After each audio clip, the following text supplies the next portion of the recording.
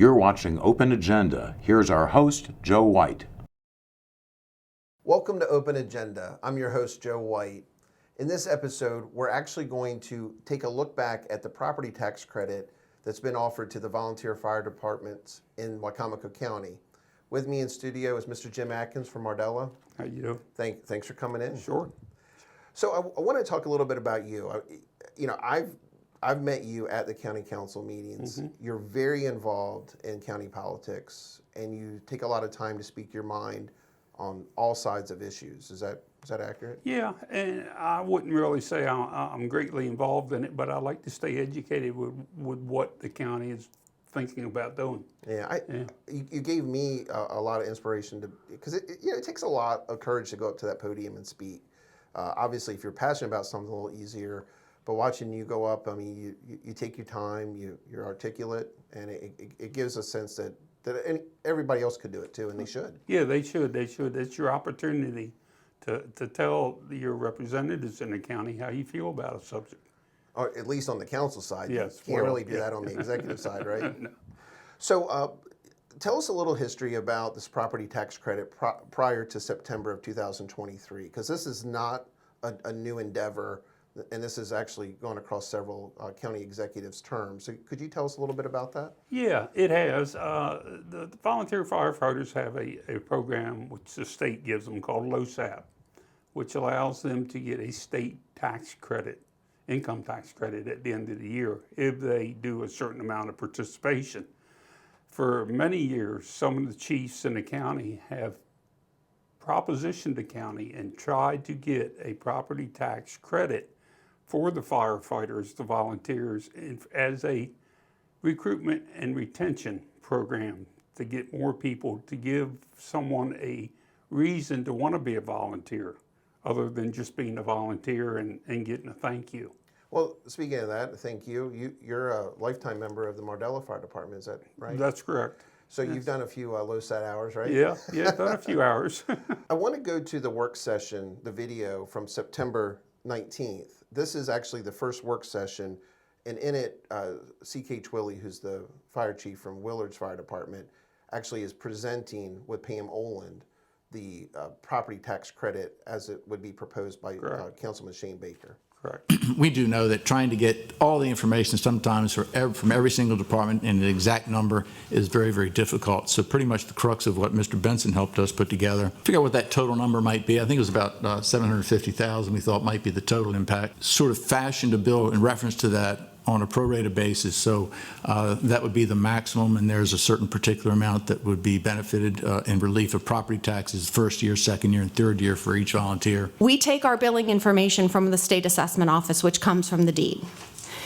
So if the volunteer is not listed on the deed, should they be in a strict sense, they're a renter. The last piece, this is something in a conversation I was having, and I literally only found this out this morning. I want to read you language, and I got to find it now, from the IRS. If we provide this tax credit, state or local tax benefits, this is literally from the from the IRS website. In some cases, volunteer firefighters receive benefits in the form of state or local tax credits or rebates. Mm-hmm. If these benefits are offered in return for services performed, which is how we are setting this up, their value represents income to the worker for federal tax purposes and should be included in taxable wages. So what that will mean, most likely, I have not vetted this with our accounting firm just to make sure, but most likely the way I read this, we would have to send them a 1099. When we went through the death benefit issue, a lot of the fire department members were really surprised and disappointed that they had to pay taxes on that. Yeah, you went from 10,000, I think they get 7,500, I believe is what they get. Yeah. Well, thanks to Ms. Olin, she's brought that to our attention. Yeah, I'd like to maybe look at a target of maybe November 1st, and that way, because we want the fire departments to be able to gear up quickly, to know it's a real deal, and then to be able to gear up. That'll give them a month or two to try to collect all the information they need. Would you have a problem if we were to distribute this at the meeting tonight to give them an idea of where we are and what to anticipate as a draft? I don't have any issues with that. So we have a chance to see just really how legislation's introduced. There has to be a work session first. I mean, the county council just doesn't take up topics and vote on them willy-nilly. They do all this in public. They take their time, they do research, and they find information and they present it to the public. Is that right?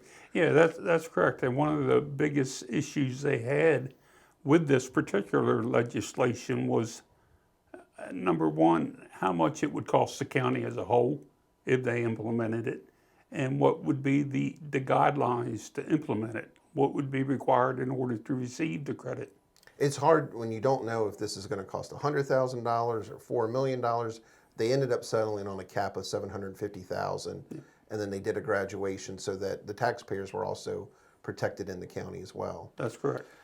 I thought it was interesting. I want to go to the video on October 3rd where our county executive, Julie Giordano, goes up to the podium and she thanks the county council for the great information that came out of the work session. And I find this interesting because this was something that she did campaign on, but it kind of got left for the first year of her term. And again, this had been discussed with some other county executives, but at the podium, she actually talks to the county council about the good work at the work session. Hey, good evening. I actually don't have a concern. I just wanted to come forward and I wanted to thank Vice President Baker and Councilman Merritt and Councilman Wynn for coming to my office to discuss the fire service agreement with the city. And I know, Ms. Shaney, you took a call from the city as well, so I do appreciate your input there. And I also wanted to give you all just some props on the open work session. I'm really excited to see the letter of support for the tax subtraction on the death benefit. So on Friday, I was with Ben Barnes, who is the chair of appropriations for the House, and we were actually talking about this exact thing. So they're going to change the legislation. So I'm really happy that you are going to support that. So that was County Executive Julie Giordano, in her own words, talking about how great it was to have the open work session, which is something that I think folks like you and myself actually value very much. Is that? Yeah, I found out a lot of information about it. So this work session led to the November 7th meeting. This was actually where the legislation was introduced. It was introduced by Shane Baker. It was written by Shane Baker, county councilman from Wycomico County. It was read by Bob Benson, who's the county council attorney. That's just the normal procedure. At that meeting, there's more, I don't know if you call it testimony or more talk. Pam Olin, she gives an update on what they've done with the volunteer fire departments, but also how the legislation would work. You're talking about the graduation of the property tax credit. Yes, because it's spread out. It's not it's spread out over a 5-year period with incremental increases over the 5-year period until it gets to its maximum. Any motion from council to introduce legislative bill 2023-17? So moved. Second. We have a second. Any discussion? My fear as the finance director is that I'm going to get incomplete information and then be asked to possibly bend. You're not going to get that pressure from this Okay. council here. There are hard and fast dates, and if I don't have complete information by that date, then the credit will not be awarded. Right. All those in favor of the introduction of legislative bill 2023-17, say aye. Aye. Opposed? Motion's carried. Legislative bill 2023-17 passes unanimously. Thank Thank you, you. Ms. Olin. Thank you. I was really excited tonight to introduce the bill for the tax incentive for the volunteer firefighters. You know, I got to work with a lot of them on the street, and a lot of good guys. They dedicate a lot of their time. They don't get paid, and we appreciate their service, and we're excited to be able to do that for them. Now, on December 5th, there's a public hearing, and this is one of the very first opportunities that the public has a chance to speak for or against a subject. But this is going to happen long before they actually take a vote. This is times where you've taken opportunity to speak. Yes. Okay. Yes. So at the public hearing, John Hilton, who is at that time the president of the Firemen's Association in Wycomico County, he obviously is speaking for it. John has done a lot of work to get this to this point. It was nice to see Shane Baker actually introduce the legislation, but John in his role has actually done a lot of the work. Holly Wortell, who was the vice president at the time, now ironically she is the president Yes. now, She thanks the council for the work and obviously wants to proceed with it. Jay Dissaroon from Allen Fire Department actually speaks about how this will help them with recruitment and retention. And then Pam Olin actually gets up and really talks about how they need that information ahead of time from the fire departments. Do you remember that? Yes, yes. Why is that so important? For the information? Yeah. In order for them, they have to, number one, in order to get the credit, property tax credit, you have to meet your LoSAP requirements. And that has to be turned into the state at the end of every year, so you can get it off your state income taxes. For Pam's portion of it, she would have to receive that information prior to the county issuing their property tax bills, so they would know who was entitled to the credit and who wasn't. And she was very adamant that if the information's not turned in on time, Yes. they're not getting it, which, I mean, from a finance director standpoint, you need accurate information. Well, yes. At this time, we open the floor for public hearing on legislative bill number 2023-17. If you'd like to make any comments in reference to this legislative bill, come to the podium, please. State your name, your county of residence, and your concerns. This is in reference to the tax exemptions for the fire department members. Good evening, ladies and gentlemen. John Hilton, Wycomico County. I am Wycomico County Volunteer Firefighter Association President, as well as Powellville Volunteer Fire Department Association President. As I am thankful to say it has took some time to get this bill brought here in front of everybody. I am thankful to see it. I do urge and strongly suggest that we continue through and pass this legislation. It will be one thing to help recruit and retain the volunteer firefighters in this county, and it will also help for the volunteers that have not purchased property in this county to purchase property and stay in this county to help secure the safety and well-being of all of Wycomico County residents. Thank you, gentlemen, ladies. Good evening, council and Julie. My name is Holly Ortel. I'm a resident of Wycomico County. I'm the Vice President of the Wycomico County Fire Association and an active member of the Pittsville Volunteer Fire Company. Yesterday, it was brought to my attention of an email that we got on the real tax credit bill, which I want to thank every council member up there for passing this. It's huge. It's also showing that we are going to be taxed on the tax credit. I get what the IRS is saying, kind of. I haven't read everything, so my apologies for that. But if there's some way that you all could get together, write a letter to Andy Harris or to our senator down here, Mary Beth Carrozza, so she can take, so they can go to the federal people. So we are not taxed on a tax credit. To me, that's absolutely silly. With the bill that Julie wants to bring forth for her budget of $2 million to Salisbury Fire Department, I totally disagree with that. I know she's saying it's not going to hurt the volunteer sector, but down the road it actually will. I'm Jay Disharoon. I live in Wycomico County. Been here my whole life. I'm president of Allen Volunteer Fire Company. We definitely want to say thank you to all the council members for getting this bill finally where it is. It's a fantastic start, and I agree with everybody that this is going to help. I think as far as recruitment and retention, it's something that was definitely needed. So we are in support of it. I think there may be some things that need to be ironed out down the road, hone it a little bit, but definitely a good start, and we just want to say thank you to everybody. I don't know if Laura passed it out to you, but I did forward to you. There is literally a issues for firefighters document on the IRS website.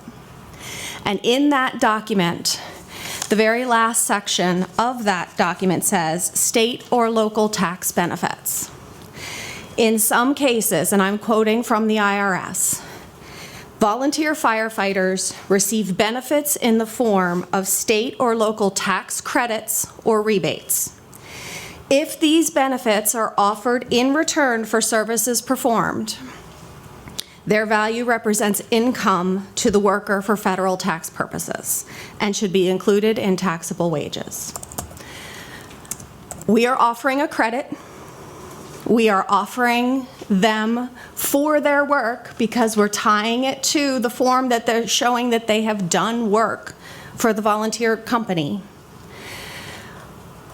It is on the IRS website that we have to give them a 1099. If we're giving them a $1,500 credit and their tax rate is 20%, they're still getting about $1,200 that they would not have gotten otherwise. Chief Hilton, you are, since you are in your position, we would certainly entertain having you engage in part of this discussion. If you have any comments you'd like to make, you can always use insight from the organizations involved. Thank you, Mr. Cannon. One is, my statement for some of this is the property tax 1099. We receive a tax credit from the state of Maryland every year for those of us that receive our LoSAP points. This year and last year was $7,000. We are not 1099'd on that. And if was going by this IRS statute that Pam has found, we should be receiving that. The state does not 1099 any of us. There's got to be a way around it if other counties in the state are not taxing What I would like their to suggest firefighters. here, we can't address that in this legislation. I understand.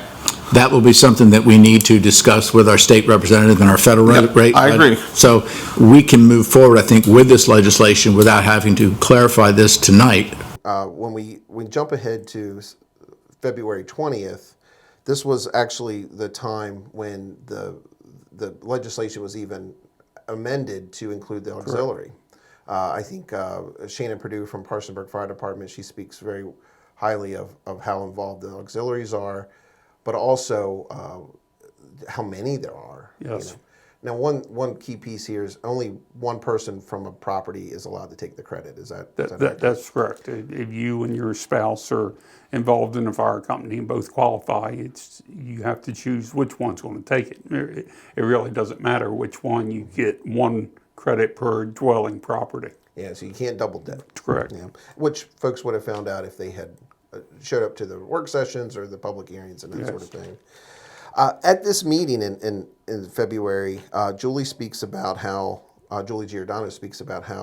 the tax credit needs to go through the IRS, but Holly Ortel actually disputes that. There seems to be some misinformation that was given, even to the point that at one point the executive's office, between the finance director and the executive herself, said that they've talked to PKS, which is their accounting firm, but then there's a lot of misinformation. Yes, and that had really upset the volunteers in the county because of the misinformation which was given out that first they were going to get a tax credit, and then they were going to get a tax credit that they were going to be taxed on. And nobody could or would give the volunteers an answer on how it was going to be.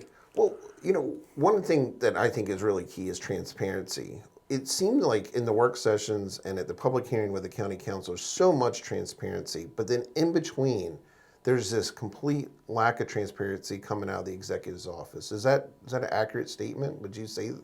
Yeah, it's very, very difficult to find answers to this, and this was a classic example of this as it played out between the council, the executive's office, and the IRS on whether or not this was information, because it was passed back and forth on whose responsibility it was to find this information out.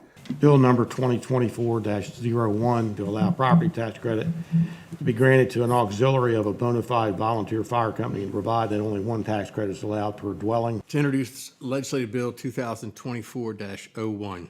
So moved. Second. Any discussion?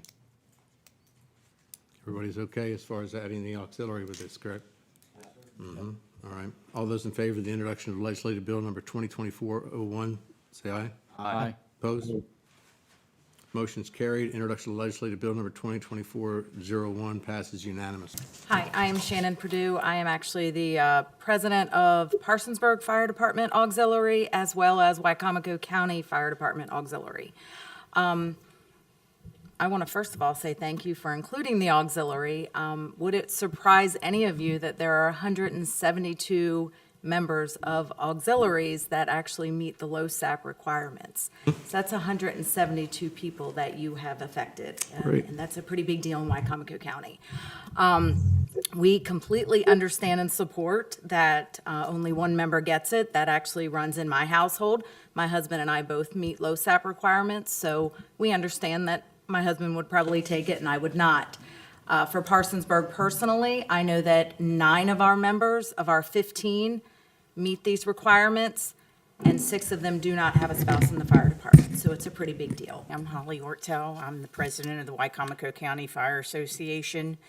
First of all, I'm so glad that you're bringing up the Ladies Auxiliary. They are the backbone to our fire service, and we couldn't do things without them, the way they raise money and help us. And I had a meeting the other day that I asked for to meet with our county executive and Pam, and Shane was there, and it has to deal with the 1099 for the real estate tax credit that has been brought up. It was shared in the meeting by Pam that let me go back a little bit. We have been trying not to do a 1099 for the real estate tax credit to be taxed on a tax credit. And Pam stated in the meeting that Queen Anne's County doesn't do a 1099 because they only give up to $599. With that being said, I did my homework over the weekend on Friday all the way to Sunday, and I contacted the president of Queen Anne's County Fire Association. I also contacted the president of Anne Arundel County and Calvert County, and that was false information that was given to us. They actually get $2,500, and they do not do a 1099 form for their firefighters.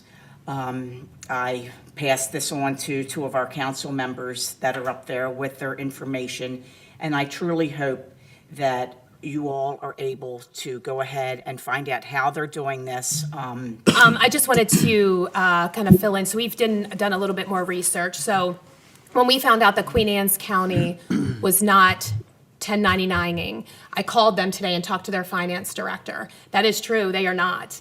But he was unaware of what was on the IRS website. So we have been in contact. The way that our finance director reads it, the way that our auditors read it, is that it has to be taxed, period. It has to be. You have to be 1099 with it.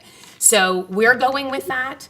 I don't see a way around it, and I don't want to speak for our finance team, but they're not going to go against what the IRS says.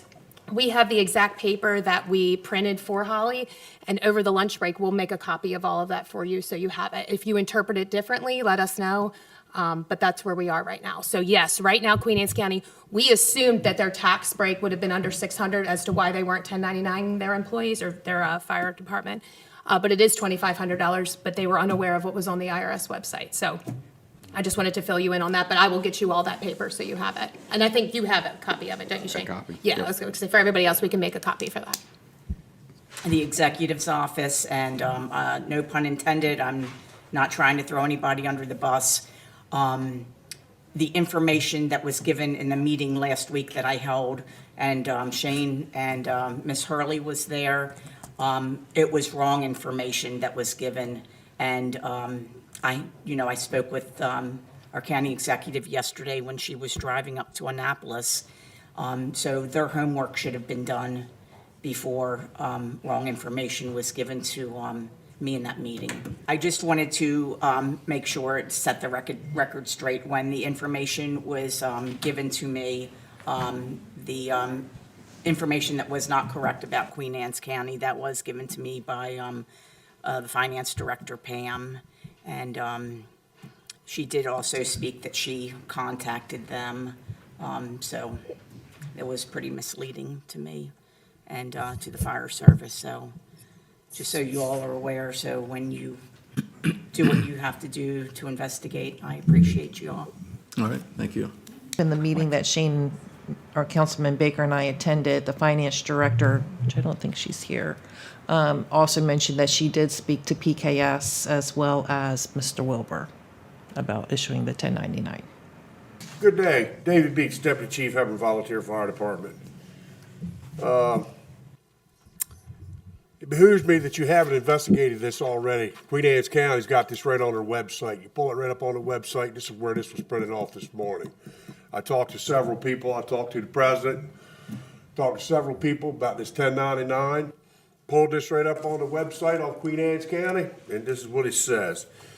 It's not $2,500. It depends on what you do as far as your years of service. But it doesn't increment to $2,500.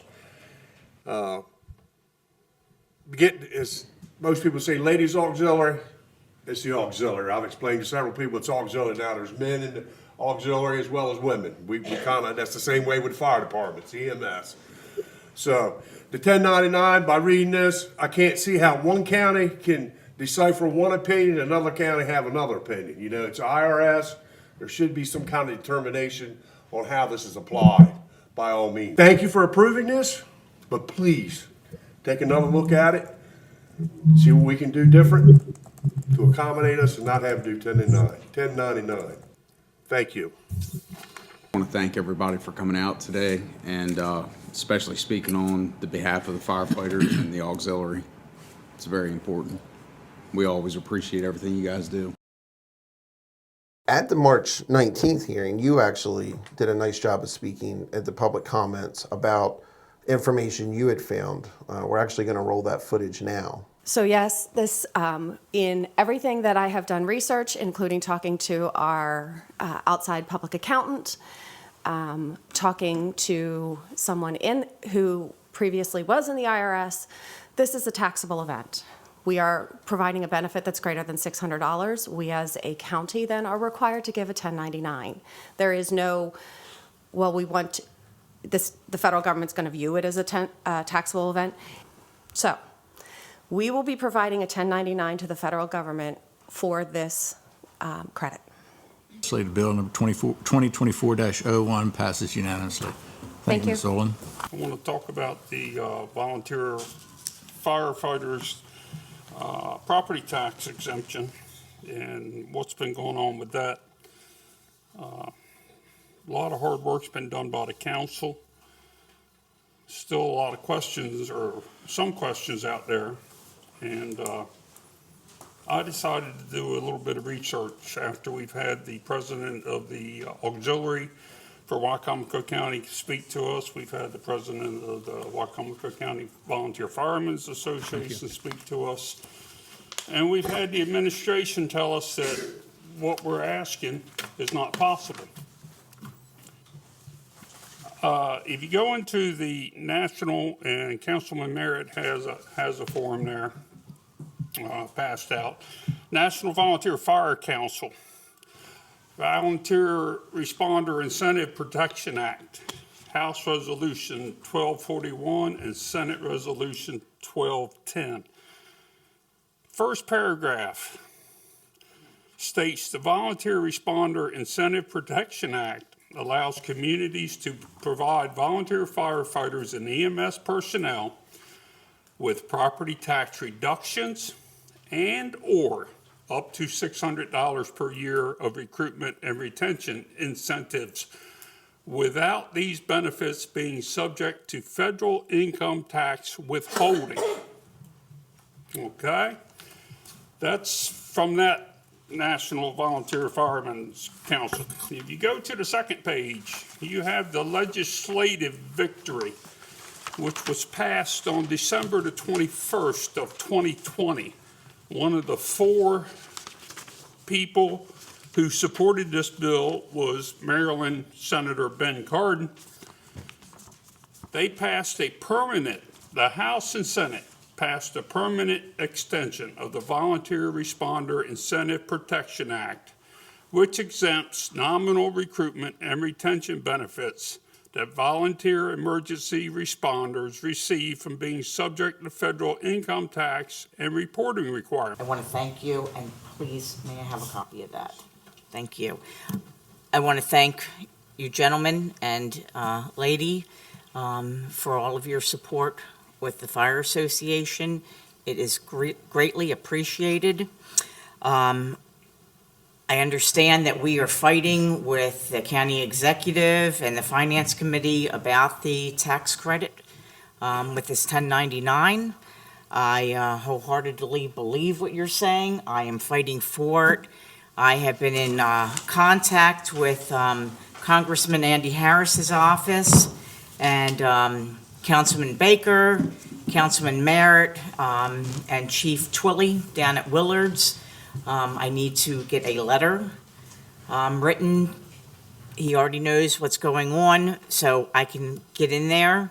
I feel like I'm pulling tooth and nail. When I did my research, as a few of you councilmen know, and I contacted Queen Anne's County, Calvert County, and Arundel County. Calvert County was the first county in the state of Maryland to start the real estate tax credit, $2,500. No one else is giving a 1099. We're not employees of y'all, we're volunteers. When I contacted our county executive, she made a phone call to Queen Anne's County, and she brought my name into it. And she was like, well, you know, Holly Ortel said XYZ that you all aren't doing this. And she had the audacity to let them know that they are doing it wrong. She doesn't need to worry about Queen Anne's County. Whether they're doing it right, wrong, or indifferent, that's nobody's business. Her business is here in Wycomico County. But I do thank you all for all of your support. I ask for your continued support. I appreciate all you councilmen coming out to our meetings every month. Because no one works harder than I do. This is contradictory to the county executive and the finance director's statements, and very much in the same vein that Holly Ortel, the president of the Firemen's Association at the time, seems very frustrated by this complete lack of transparency coming out of the executive's office. Does that seem right? Yes, it was, because the executive's office had talked to the financial director of Queen Anne's County and basically told him apparently he was wrong and they were right. I contacted the same individual, and he told me that they were adamant that they were doing what was legally required and not a problem. And you had Anne Arundel and Calvert County, who have been doing this for an extended period of time, but nobody contacted them to talk to them to find out what it was. Yeah, very frustrating when you're trying to do something really, really deserving of the local volunteer firefighters and the auxiliary, and then you just can't seem like you can get a straight answer out of a very important office in our county. You can't get an answer out of that office, and when you go to other offices, I mean, I, as well as other people, and as well as the county council, contacted Senator Cardin's office because he was one of the co-signers of this Senate bill, and attempted to get information from him.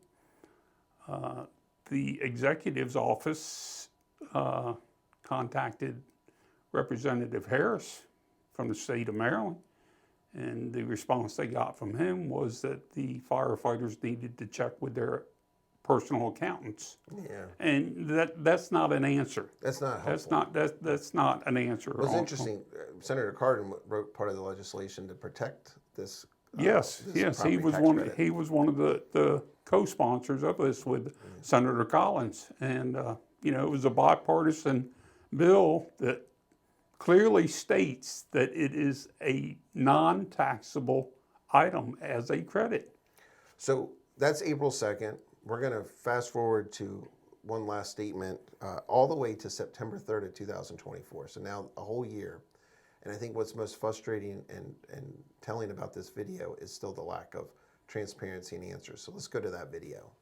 Good evening, Council. Holly Ortel, county resident, also the president of the Wycomico County Firefighters Association. I want to thank you all for what you continue to do for the fire department. It does not go unnoticed. I have a little issue this evening. I did speak to Ms. Hurley about the tax credit, the 1099, if she's heard any information on it. She informed me that she did send an email to Miss Pam Oland between a week to 2 weeks ago and has not heard back. It almost makes me wonder, does Pam really care about us? Does she care about the volunteers? It's unacceptable. You know, as I have said, you know, we're volunteers, 100% volunteers in this county. You take care of those that take care of you, that answer that call in the middle of the night. So please, Pam, if you hear me, please respond to the email and help all of us firefighters out. So that was President of the Firefighters Association, Holly Ortel, still stating, maybe even a very frustrated Holly Ortel, saying she still doesn't have a response, still doesn't have clarification from the county executive's office, including the director of finance. What do you think about all this? I just find that the executive's office not being able to get a direct answer from either state representatives or federal IRS officers on this information, when you have a bill that is written, it's published, you're able to read it, and it says it's non-taxable, somebody needs to be able to get that information and cut through the red tape. Now, you spoke about the county accounting firm. The county accounting firm and the county council got together and contacted the IRS recently to stress to them the importance and necessity of getting a ruling on this. Let me ask you a question. Do you think we would get this property tax credit if we were a council-centric, councilmatic form of government? Do you think that having an executive has helped this process or hurt this process?